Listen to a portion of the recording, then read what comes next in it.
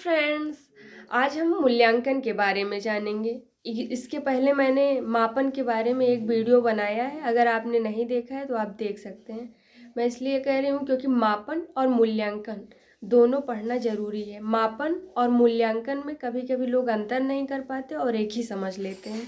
मापन क्या है? मापन जो है किसी भी वस्तु को एक अंक प्रदान किया जाना, यानी अंकों के माध्यम से जब हम किसी वस्तु को क्रम निर्धारित करते हैं तो वह मापन कहलाता है। और अंकों को जब मूल्य प्रदान कर देते हैं तो वो मूल्यांकन कहलाता है। अंकों को मूल्य प्रदान करना ही मूल्यांकन कहलाता है। मूल्यांकन बहुत ही महत्वपूर्ण है। इसको मूल्यांकन के प्रकार के बारे में जानेंगे। मूल्यांकन के गुण क्या क्या हैं, इसकी विशेषताएं क्या हैं, इन सब के बारे में जानेंगे। तो मूल्यांकन के गुण के बारे में जान लें कि मूल्यांकन के क्या क्या गुण हैं। मूल्यांकन गुणात्मक होता है, मात्रात्मक होता है। यानी मापन, मैंने इसीलिए स्टार्टिंग में कहा कि आप वीडियो देख लीजिए या फिर जानते होंगे तो ठीक ही है। मापन क्या है? वो मात्रात्मक अध्ययन करता है। ये मात्रात्मक तथा गुणात्मक दोनों का अध्ययन करता है। इसकी सबसे बड़ी विशेषता है कि यह गुणात्मक तथा मात्रात्मक दोनों का अध्ययन करता है। ये निदानात्मक भी है। अगर हम गुण को समझेंगे तो इसकी विशेषताएं भी साथ साथ चलती जाएंगी। इसकी सबसे बड़ी विशेषता है कि यह क्या करता है? निदान करता है। जब हम किसी भी वस्तु का, अगर कोई सर्वे किया जाता है किसी भी क्षेत्र में, चाहे वो विज्ञान के क्षेत्र में हो, चाहे वह जनगणना हो, तो जब हम सर्वे करते हैं तो उसके आधार पे हमको ये मूल्यांकन करने को मिलता है कि कितनी जन्म दर वो बढ़ी है या शिशु मृत्यु दर कितना हुआ, बढ़ा है या घटा है। तो इससे हमें मूल्यांकन से हमें क्या होता है? एक निदानात्मक, और निदान के साथ साथ उपचार भी होता है। जब हम किसी भी समस्या को जानेंगे, उसके बारे में, उस समस्या को जानकर उसका जानेंगे तो निदान हो जाएगा। और उसको जानकर, एक हम इसको उदाहरण बीमारी से भी ले सकते हैं। अगर हम कोई बीमारी है, कोई भी बीमारी है, हम उसकी पहले तो जानेंगे कि कौन सी बीमारी है, फिर उस बीमारी के अकॉर्डिंग ही हम उसको दवा लेंगे ना। ऐसा तो है नहीं कि कोई भी बीमारी हो तो एक ही दवा ले जाएगी। यानी ये बहुत ही महत्वपूर्ण है और इसकी सबसे बड़ी विशेषता है कि निदानात्मक और उपचारात्मक दोनों है। और इसकी सबसे बड़ी विशेषता ये प्रेरणात्मक है। यानी हम इस ऐसे भी जान लेते हैं, अगर कोई बालक है या फिर हाई लेवल का विद्यार्थी स्टूडेंट है, तो हम उसका जब हम परीक्षण किया जाता है या उसको एग्ज़ाम जब होता है तो इसके द्वारा वो अपने आप को मूल्यांकित कर पाता है कि हाँ, मैंने इतनी मेहनत की थी और इसमें मुझे और मेहनत करने की ज़रूरत है। तो उसको साथ साथ प्रेरणा भी प्रदान होती है कि ये चीज़ मुझे कम जानकारी में है, इसको और अधिक जानना चाहिए। वो वस्तु को और भी जानने की कोशिश करता है। यानी सब इसकी विशेषताओं को एक बार फिर से रिवाइज करते हैं। इसकी सबसे बड़ी विशेषता है गुणात्मक तथा मात्रात्मक दोनों होता है, उपचारात्मक होता है, निदानात्मक होता है और साथ साथ प्रेरणात्मक होता है। मूल्यांकन के प्रकार के बारे में जान लेते हैं। सतत मूल्यांकन, व्यापक मूल्यांकन, संरचनात्मक मूल्यांकन और सतत मूल्यांकन, व्यापक मूल्यांकन, संरचनात्मक मूल्यांकन और इसका है योगात्मक मूल्यांकन। तो क्रम से एक बार फिर से जान लेते हैं। योगात्मक मूल्यांकन, संरचनात्मक मूल्यांकन, सतत मूल्यांकन और व्यापक मूल्यांकन। योगात्मक मूल्यांकन क्या है? योगात्मक मूल्यांकन वह होता है जब हम किसी भी कक्षा के विद्यार्थियों का आकलन सत्र के अंत में करें। यानी एक वर्ष का, यानी कोई शिशु में है या फिर 5 में है या 6 में है, तो उसका मूल्यांकन हम सबसे लास्ट में करें, यानी साल के अंत में करें, तो वो योगात्मक मूल्यांकन वो है। और ऐसा ये बहुत क्वेश्चन पूछा जाता है कि सबसे खराब प्रणाली कौन सी मानी जाती है, तो वो है योगात्मक मूल्यांकन।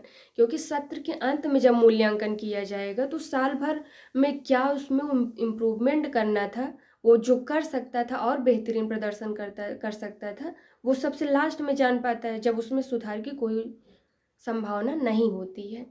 तो ये सबसे खराब प्रणाली मानी जाती है मूल्यांकन की। उसके बाद है संरचनात्मक मूल्यांकन।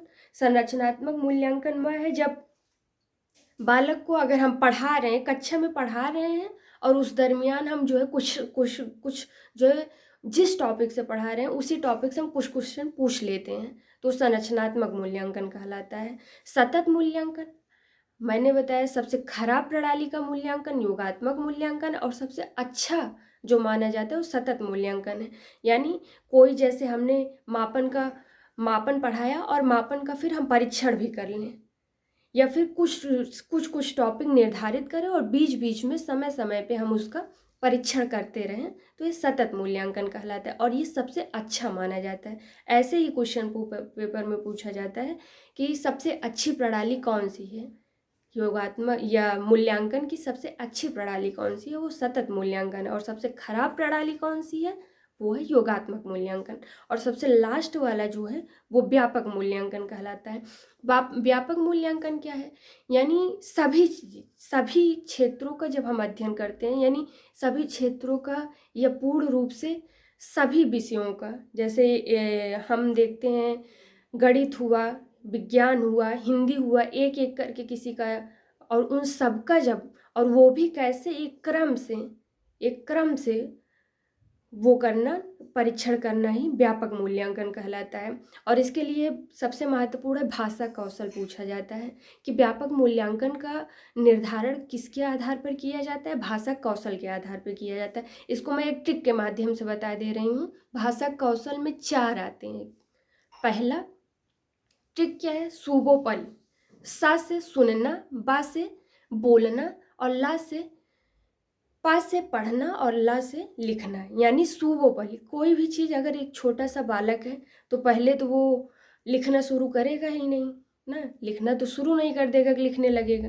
पहले उसको क्या सुनना, अगर वो सुनता है, अगर वो जो चीज़ सुनेगा उसको बोलने का प्रयास करेगा, और बोलने का प्रयास करेगा तो वो पढ़ेगा तो लिखना भी उसको धीरे धीरे आने लगेगा। तो भाषा कौशल का क्रम पूछा जाता है कि भाषा कौशल का क्रम है सुनना, बोलना, पढ़ना, लिखना। ये हुआ व्यापक मूल्यांकन। यानी मूल्यांकन के 4 प्रकार हैं, संरचनात्मक मूल्यांकन, योगात्मक मूल्यांकन, सतत मूल्यांकन एवं व्यापक मूल्यांकन। और मूल्यांकन के हमने गुण जाने और विशेषता जाने। अब हम स्टार्टिंग में ही बता दिए थे कि अगर आप नहीं देखे हैं तो मापन का देख लीजिए वीडियो, क्योंकि मापन और मूल्यांकन दोनों में अंतर के बारे में भी जान लेते हैं। मापन क्या है और मूल्यांकन क्या है। मापन में हमने कहा कि अंक प्रदान किया जाता है, उसमें केवल मात्रात्मक होता है, और मूल्यांकन जो है इसमें गुणात्मक तथा मात्रात्मक दोनों होता है। मापन जो है ये बहुत संकुचित क्षेत्र में आता है। मापन एक संकुचित क्षेत्र है, जबकि मूल्यांकन एक व्यापक क्षेत्र है। मापन में मूल्यांकन नहीं आता है और मूल्यांकन में मापन आता है। और सबसे बड़ी और बहुत ही विशेष अंतर यह है कि मापन जो है यह एकाकी होता है और मूल्यांकन जो है यह बहुमुखी होता है। तो आज के वीडियो में हमने जाना मापन और मूल्यांकन के बीच अंतर, मापन मूल्यांकन की क्या क्या विशेषताएं होती हैं, मूल्यांकन के प्रकार, सबसे अच्छी प्रणाली कौन सी है, सबसे खराब प्रणाली कौन है। धन्यवाद।